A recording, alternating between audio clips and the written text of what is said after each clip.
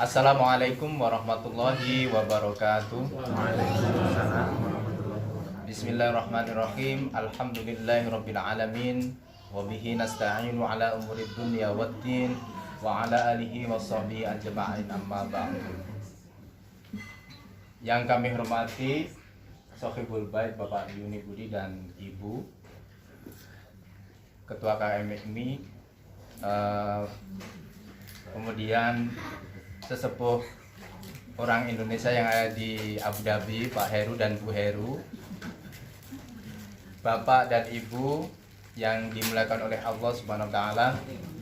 Marilah untuk yang pertama dan yang paling utama ini kita memanjatkan puja dan puji syukur kehadirat Allah Subhanahu wa taala yang telah melimpahkan nikmat yang tiada tara kepada kita bersama, sehingga kita bisa silaturahmi di rumah Bapak Yuni Budi. Kedua kalinya sholawat dan salam marilah kita sanjungkan kepada junjungan kita Nabi besar Muhammad Sallallahu Alaihi Wasallam yang telah membimbing umatnya dari alam kegelapan menuju alam yang terang benderang, yakni ad-dinul Islam.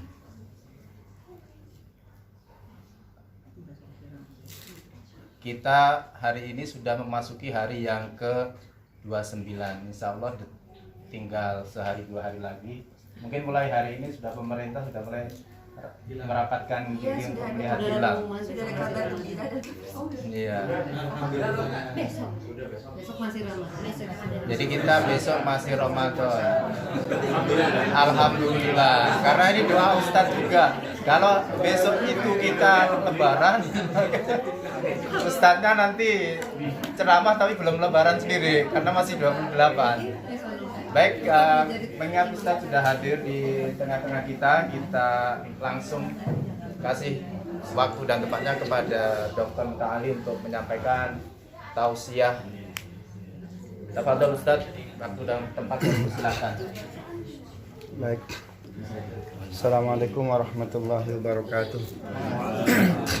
Pak Yuni beserta ibu dan keluarga, Ketua KMMI beserta pengurus, ibu bapak, yang mohon maaf saya disebutkan satu persatu.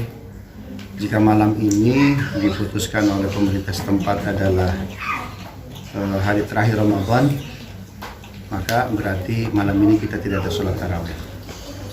Berarti tadi siang kita puasa Ramadan adalah puasa yang terakhir. Mereka yang kena Ramadan itu sedihnya luar biasa, ya, dengan berlalunya bulan suci Ramadan. Bagaimana amal sunnah itu nilainya bisa jadi wajib, yang wajib dikerjakan bisa berlipat ganda, begitu. Maka sebetulnya berharap orang-orang yang baik itu Ramadan itu adalah tiap bulan, tiap minggu, bahkan sepanjang tahun tuh kalau bisa isinya adalah Ramadan.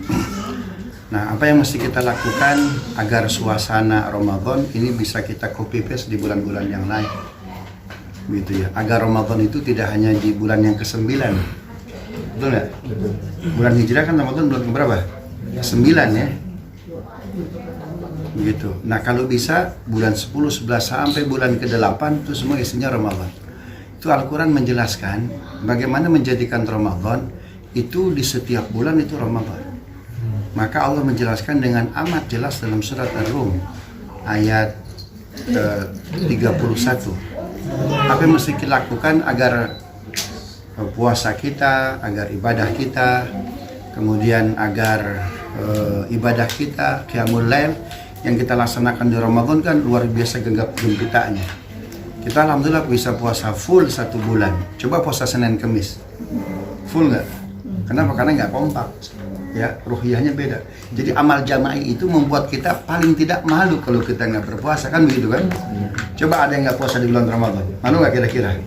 Nah, kecuali nggak punya malu, kan begitu. Nah, bagaimana tuh menciptakan rasa malu, semangat Ramadan itu di copy paste di luar bulan Ramadan. Allah jelaskan detail betul. Ar-Rum ayat 31. Munibina ilaihi wattaqu wa aqimus shalah wa la takunu minal musyrikin. untuk mengcopy paste Ramadan, ya di luar bulan Ramadan, pertama munibina ilaihi, tumbuhkan sikap inabah. Apa itu inabah? Kembali kepada Allah adalah aktivitas yang paling menyenangkan. Di Indonesia sekarang lagi macet-macetnya nih, mudik nih, betul nggak? Ya, saya di rumah ada asisten juga sama. Bi, jangan pulang ya. Nggak bisa Ustadz, harus pulang. 2 kali lipat gaji Bi, 3 kali lipatnya nggak mau Ustadz. Walaupun kampung saya nggak ada mallnya, jalan macet, becek, kampung saya jelek, rumah reot. Namanya Lebaran harus apa? Pulang. Apalagi udah 2 tahun, nggak apa itu? Nggak pulang. Ya, mudik nggak mudik ya. Kalau pulang kampung kan boleh, mudik yang nggak boleh. Subhanallah. Jangan dibahas Pak Gu. Subhanallah. Nggak bisa Ustadz, pokoknya mah Lebaran harus pulang kampung. Apa artinya?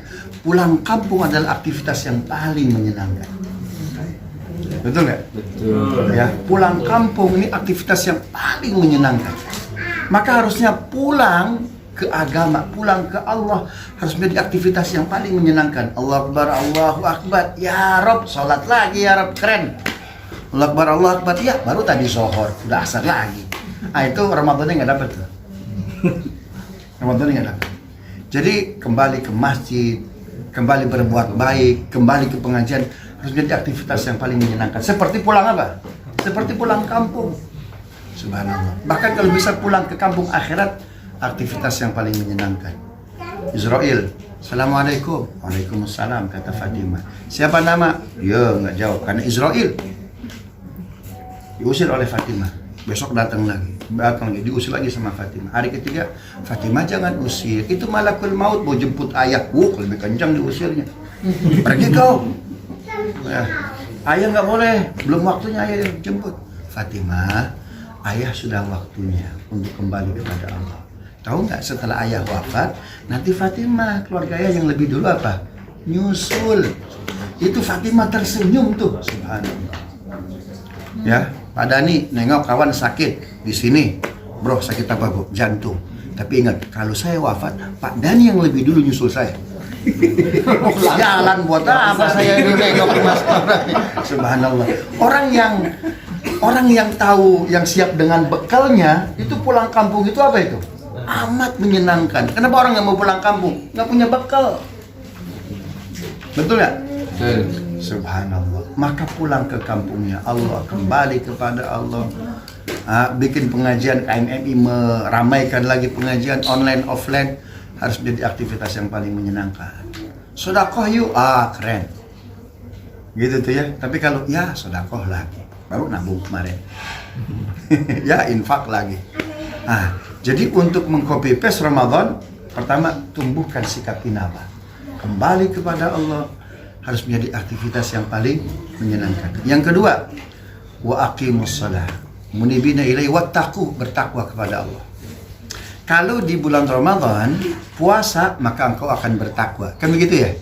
Tapi kalau di luar bulan Ramadan, bertakwalah. Itu menyeluruh. Apa artinya? Lebih berat ujiannya. Tapi apapun itu, nggak apa-apa. Pahit itu, meminum sesuatu yang pahit akan apa Pak Heru? Sehat. Akan sehat. Ya, maka harus punya ketangguhan yang luar biasa. Ya, minimum masih takwa itu jangan bohong, ya, jaga kehormatan diri. Jangan bohong, jaga kehormatan diri. Subhanallah. Kenapa Republik kita awal berdirinya semua perundingan menang? Ya, nggak ada yang kalah. Haji Agus Salim, Menlu kita pertama cerita. Saya jadi negosiator di Den Haag, di Jepang, di Inggris, di Amerika. Tiap malam ditelepon oleh resepsionis. Mr. Agus Salim, have special service. Pretty and beautiful. No, thank you. I'm Hafiz Quran. Karena itu perundingannya nggak pernah kalah, menang terus. Kenapa? Nggak bisa kalah sama urusan remeh-temeh. Ya, kalau negosiator sama urusan kayak gini kalah, maka perundingan pasti apa? Pasti kalah. Subhanallah. Karena itu harus punya ketangguhan. Ya, Republik ini, kata Haji Agus Salim, semua pemimpinnya, pejuangnya dapat Lailatul Qadar, maka itu umurnya panjang. Nggak seperti Soviet kurang 100 tahun bubar, nggak seperti Yugoslavia 100 tahun bubar. Kita 100 tahun 2000 berapa? 2045. Insya Allah more lebih dari itu. Caranya bagaimana? KMM-nya hidupkan. Gitu ya? Iya. KMM-nya hidupkan, pengajian hidupkan. Subhanallah. Nah, 2045 masih Begitu tuh ya. lanjutkan. Tahu nggak hadis Nabi terkait khairun nas anfa'uhum linnas. Orang paling baik adalah orang yang paling banyak memberikan apa? Maslahat. Tapi tahu nggak hadis itu asbabul wurudnya, historinya, ya. Bagaimana hadis itu muncul? Jadi pasca perang Badar, walaupun kita menang perang Badar, itu menimbulkan kebencian, khususnya orang-orang Yahudi. Kok bisa 313 mengalahkan 1300? Kok bisa kita keluar dari faksi Madinah bisa menang? Mereka benci betul. Lebih parah lagi, kok bisa Abu Jahal mati? Abu Jahal matinya bukan ditusuk, Abu Lahab matinya bukan ditusuk, dikeroyok. Jangan interpretasi. Subhanallah. Ya, itu luar biasa tuh Pak. Kok bisa selevel Abu Jahal, Abu Lahab mati? Dongki betul orang Yahudi. Nah, ketika itu menang kita perang Badar, betul. Kurma dikuasai oleh kita, tapi ada satu makanan pokok yang ditahan. Ya, nggak bisa keluar, nggak bisa dicari oleh umat Islam. Apa itu? Gandum. Padahal gandum makanan pokok ditahan itu. Kebetulan itu yang punya gandum orang-orang Yahudi. Mereka tahan gandum. Demand tinggi, tapi apa? Stok nggak ada, ditahan. Bukan nggak ada stoknya, ditahan. Jangan, saya nggak mau ke situ. Jangan. Ini perang Badar. Ini perang Badar. Aduh, kawan kita ini barangkali kawan kita ini. Itu gandum ditahan tuh nggak dikeluarkan. Ya, makanya kita belajar sejarah. Ya, bukan untuk ini bukan. Itu pentingnya Sirah Nabawiyah begitu, pentingnya sejarah begitu. Itu gandum ditahan itu. Agar apa? Penahanan ini, menahan gandum ini ada strateginya. Ya, agar terjadi apa? Agar terjadi pengkotak-kotakan di antara umat. Ya, agar terjadi chaos, stabilitas agak repot, rusak dan lain sebagainya. Gitu. Jadi menahan gandum itu ideologi. Makanya kata Nabi, nahnu la na'riful ihtikar. Kami dunia Islam tidak pernah mengenal monopoli. Tidak pernah mengenal apa istilahnya itu? Apa istilahnya? Ya monopoli kan? Monopoli. Kami nggak mengenal monopoli. Subhanallah. Karena itu dalam bab pidana ekonomi, bab ihtikar itu menahan monopoli itu mohon maaf, itu bab baru dalam pidana ekonomi Islam. Nggak ada. Apa kata Nabi? Ya, jadi Nabi langsung ngecek semua gudang yang ada di Madinah. Nabi dikasih oleh Jibril, Muhammad, gandumnya ditahan sama orang Yahudi. Subhanallah. Nabi langsung pulang ke rumah. Kata Nabi, siapa yang ingin menjadi orang sebaik-baiknya orang? Kata Nabi begitu. Maka tampillah Abdurrahman bin Auf. Dia cek semua gudang. Ketahuan, Rasulullah ternyata di utara. Coba cari lagi. Rasulullah ternyata di selatan. Ternyata di semua pojokan gudang ada. Bukan nggak ada, ada. Kata Abdurrahman bin Auf, kenapa kalian tahan gandum? Kami benci kepada kalian. Kenapa kalian menang perang Badar? Padahal kalian sedikit. Padahal kami sudah keluar dari faksi Madinah. Jadi mereka jujur tuh Pak, jujur mereka. Kalau begitu kami akan beli gandum. Nggak bisa, kecuali 10 kali lipat. 20 kali lipat saya beli. Dibeli. Pada Abdurrahman bin Auf, semua gudang yang ada gandumnya, kemudian apa? Digratiskan. Maka muncullah hadis Nabi, khairun nas anfa'uhum linnas. Karena itu kita alhamdulillah survive di sini, maka jadilah orang yang paling maslahat untuk orang lain. Cukup nih, bisa panas ini kalau dilanjutkan ini. Assalamualaikum warahmatullahi wabarakatuh. Habis ada interpretasi maksudnya. Terima kasih Dr. Kami yang sudah memberikan tausiah. Mudah-mudahan bisa menginspirasi kepada kita semuanya yang hadir. Dan untuk selanjutnya acaranya adalah melanjutkan iftar kita. Tafadhol Pak Heru. Ustadz memulai. Baru. Orang tua kita juga. Jadi 2 periode ya Pak Setio? Udah mulai itu proses kemarin nggak tutup pandemi. Oh enggak, itu kan kemarin kan benar.